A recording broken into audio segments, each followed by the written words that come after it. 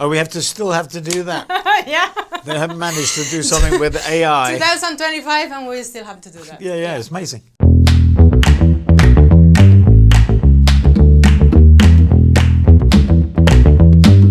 The CMO's job is easier.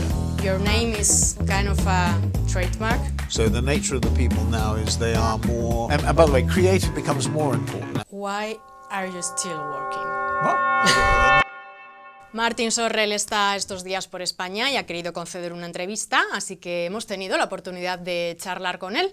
Hemos hablado de algunos temas como crecimiento frente a supervivencia, el inevitable impacto de la inteligencia artificial, cómo va a ser el futuro de la estructura publicitaria o la actual necesidad que hay a nivel social por tener experiencias. Quédate y te cuento cosas.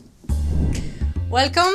Good to be here, Natalia. Thank you so much for coming to our Pleasure. place. For the record, Yeah. could you tell me who are you and Martin what do you Sorrell. do? Very little. Executive Chairman of S4. So we have four. We started 6 years ago in 2018. And we have four basic principles. Digital only, data driven, faster, better, cheaper, and more. We think that's the right message for the market in these times. The more was added for AI, and then unitary brand, one brand. Perfect. Your name is kind of a trademark, we could say, I don't know. in the industry. My mother thought so. My mother's not alive anymore, but she thought so. You have a very powerful personal branding, I guess. But I would like to know, what is the most common misconception about you? I'd leave that to other people to say. I think it's very difficult for somebody to talk about themselves. So it's other people are not slow to talk about other people. Some people are more gossipy than others, but that's for others. It's not something I worry about. In the 15 years, more or less, that I've been communicating about advertising and marketing, I keep coming across the same topics every year. Now it seems that the survival of the holdings and the advertising model is an issue, but why? Yeah, I mean, you're right. I mean, I remember when I wrote the first annual report at WPP, which was 1985, which was the same year that President Reagan had his second term, and it was the same time. Actually, really interesting. President Reagan was in the rotunda inside the Capitol building for the inauguration because it was too cold. So when the climate change deniers always point that out. Right? When I wrote it in 1985, I wrote a big piece about how McKinsey was going to eat our lunch, and so, you know, look, I think people inside the business always are very insecure, right? We're very insecure, and therefore we always look for all the things that might go wrong.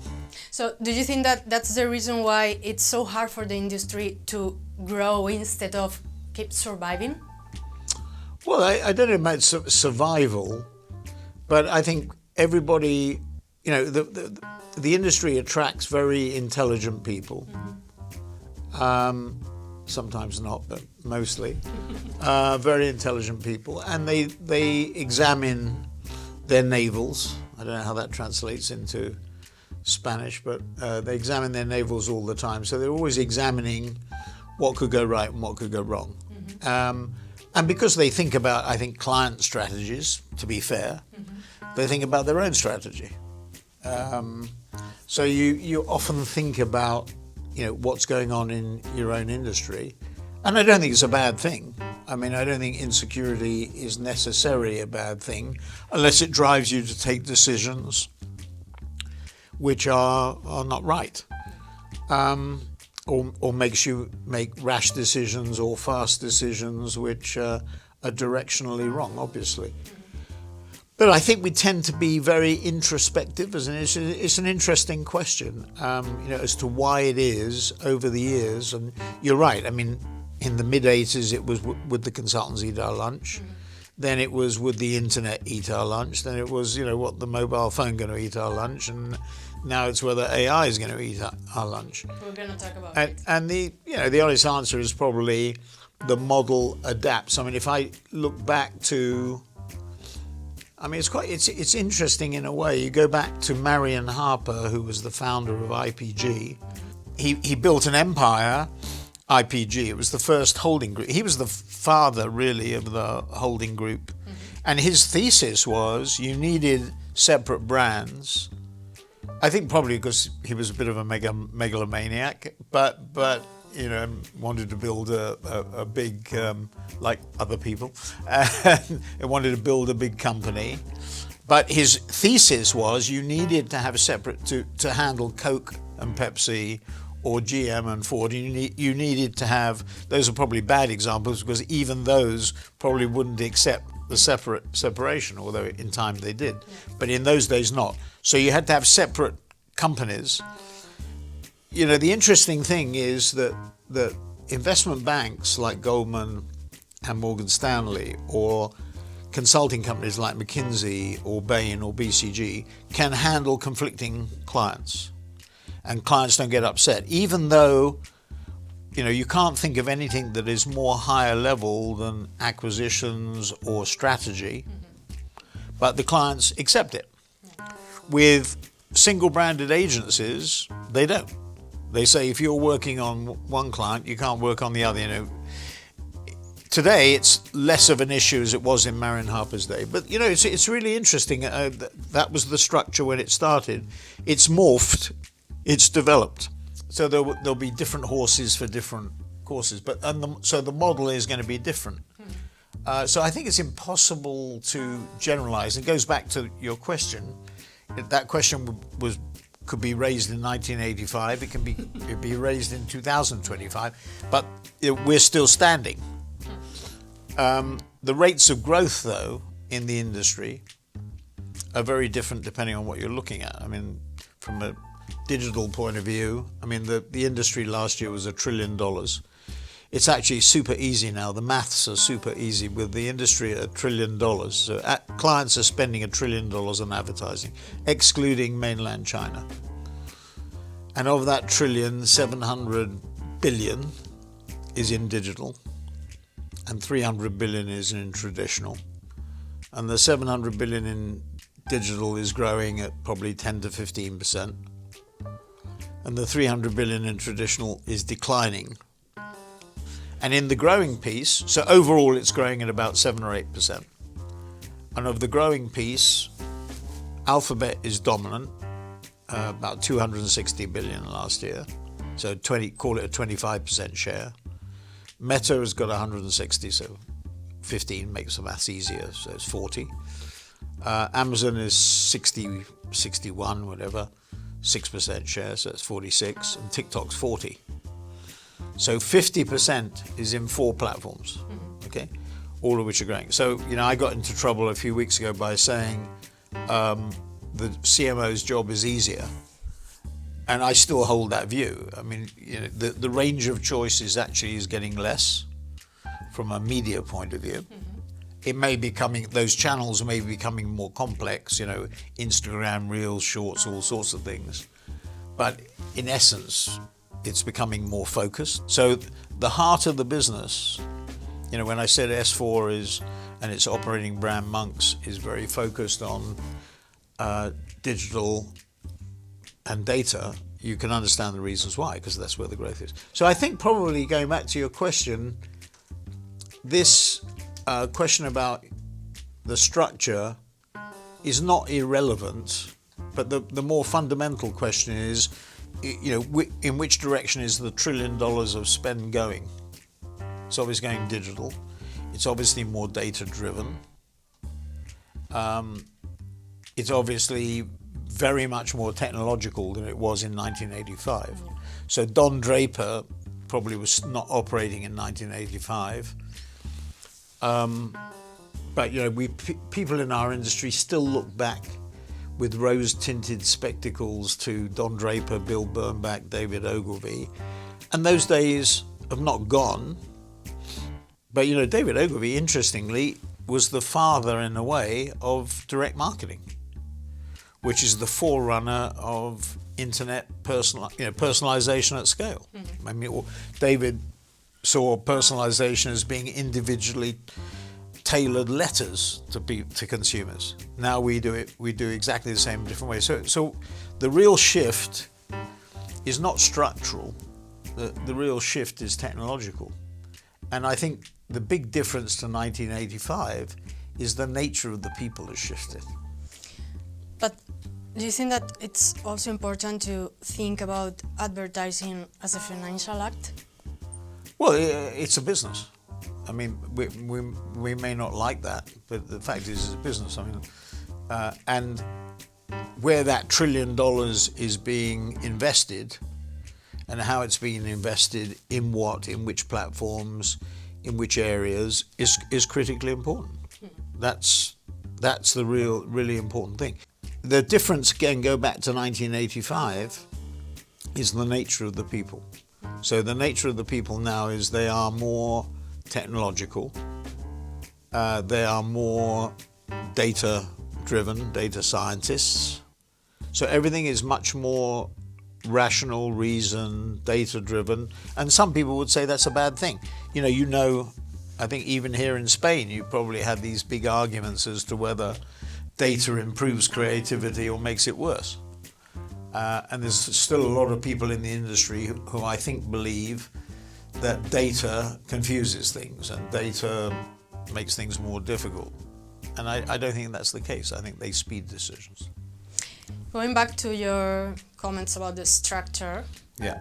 it's a thing that more brands are building in-house teams.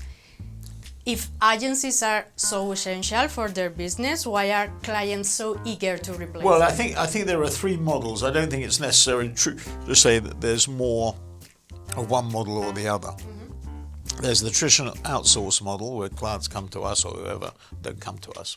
We scramble over 25 agencies to get the business. And then there is the embedded model where we put people into the client. Mm-hmm. And then there is the in-house model.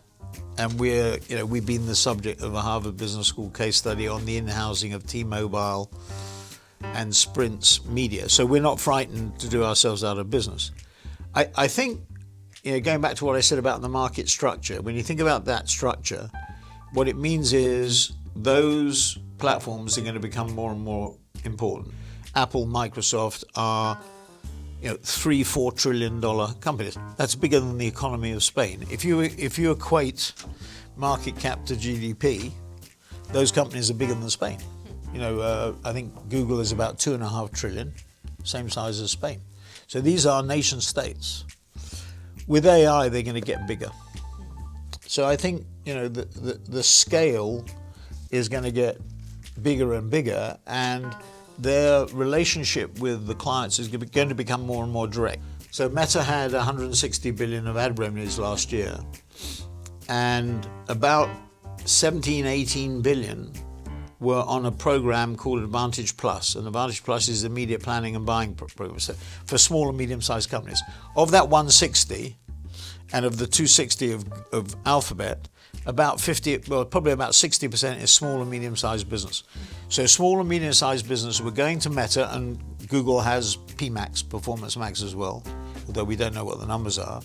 And in the case of Meta, the CFO said 17, 18, 19%, so that's over 10% of their ad spend was already being done programmatically, automatically, mechanically, by machines, planning and buying. So what you're starting to see is the platforms get closer and closer to the clients. And I think what's going to happen is those platforms, unless the regulator in Brussels or Washington or whatever decides Armageddon, which means we'll break them up like they did with AT&T and with Standard Oil, unless they do that, if they carry on in the way that they're going at the moment, these companies are going to get closer and closer to our clients, and we will develop a relationship with the clients where we are validators, so we will validate the outputs from the algorithms. That was a question I wanted to make you because talking about AI, it's kind of an efficiency machine, but historically marketing has relied on inefficiencies to thrive.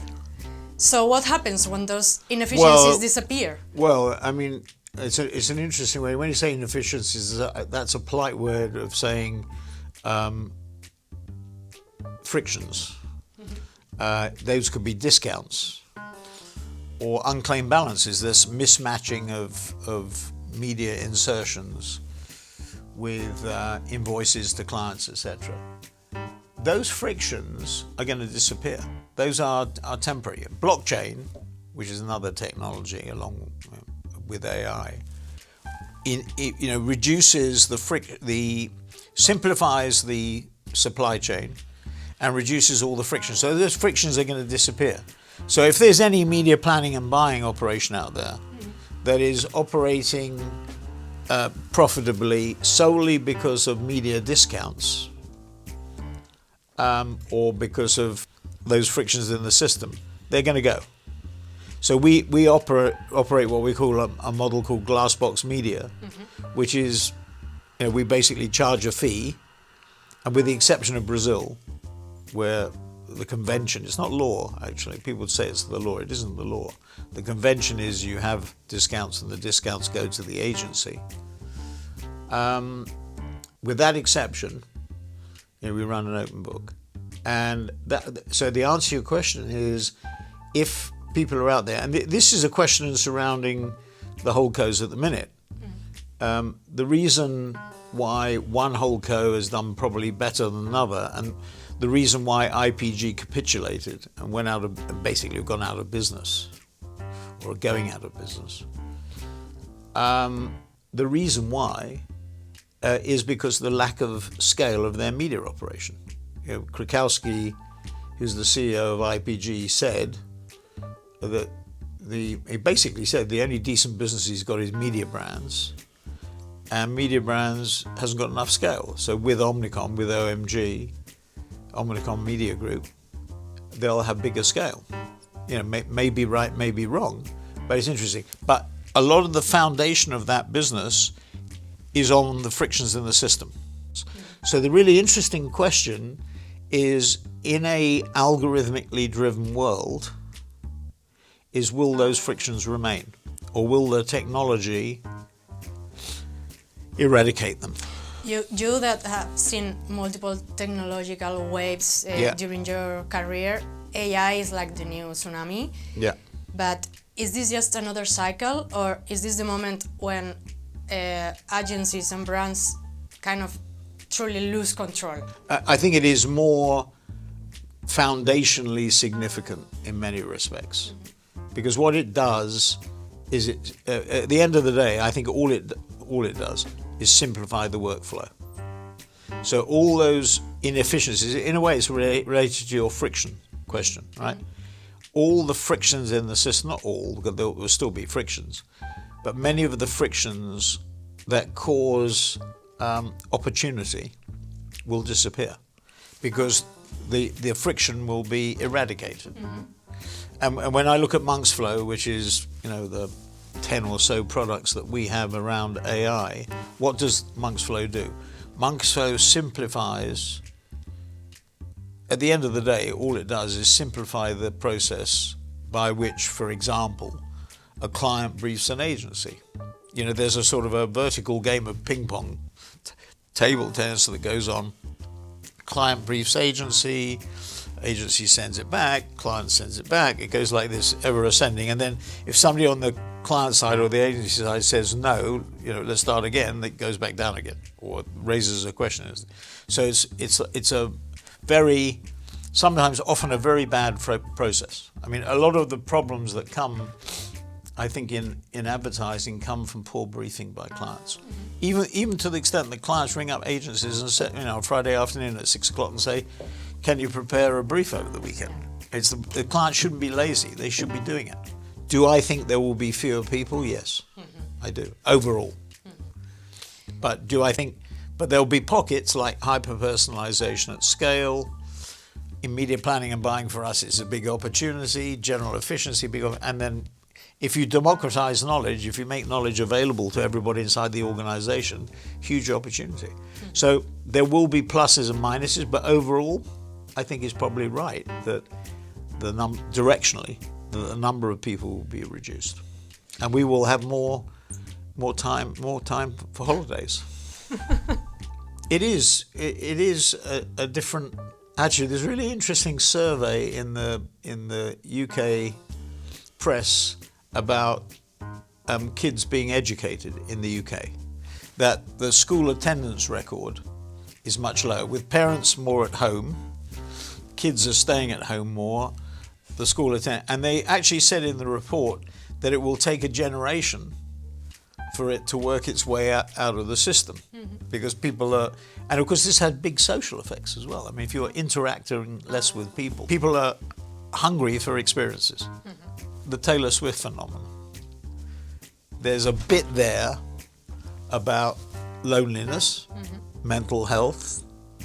You know, why are people traveling so much? Why are people at a time when economically things are, you know, why are people sacrificing other things for experiences, right? And I think a lot of it has to do with social media, and a lot of it has to do with a change in attitude. So there's a lot of things going on here. So coming back to the impact of AI, huge. I don't know, I'm not smart enough to figure out, but I just feel that at the end of the day, there'll be fewer people in the industry. The industry will actually be more important strategically and from a business point of view, but there'll be few people doing it. You're known for your intense work and never backing down from a challenge. But at this stage in your career, did you feel like you still have something to prove? And if so, to whom? Not to prove, not to prove. And I think just I think, you know, some of the things that we've talked about are interesting theoretical issues, or not theoretical issues, practical issues as well. And how can you create something that is more attuned to what modern or different demands are, right? I mean, if clients are different today than what they were in 1985, what is the type of organization that is more suited to it? I mean, you're starting to see, with IPG getting together with Omnicom, which I think is a bad deal. It's a good deal for IPG because they were flat on their back, but it's a bad deal for Omnicom. If they'd waited until Q1 or Q2 of this year, they could have got it much, much cheaper. But you know, it's really interesting to see that's a sort of a business that's collapsing in on itself. And I think it's really interesting to see what will happen to the other holding companies. I think, you know, if you say there are 6 holding companies, 6 will become 5 if that deal goes through. 5 will become, I think, 4. And I think 4 could become 3.